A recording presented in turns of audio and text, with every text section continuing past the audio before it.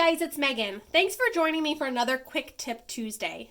Today I'm using my Star2Star Yealink T48s phone, and I'm going to be showing you how to add a caller to your blacklist.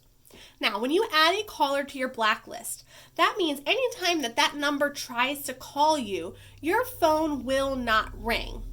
It still will allow them to leave a message in your voice mailbox, but you won't be bothered by the ringing phone.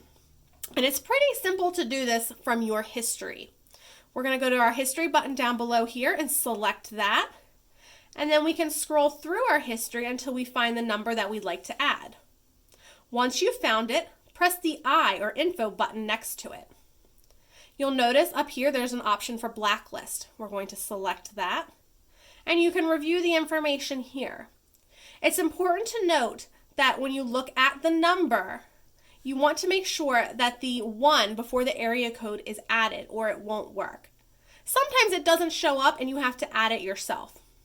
Once you're sure that all the information is correct and you have the 1 in your area code, press the Save button. You have now successfully added someone to your blacklist. Thanks for joining us for another Quick Tip Tuesday. Make sure you find us on Facebook and Instagram, and you go to our website to find more resources.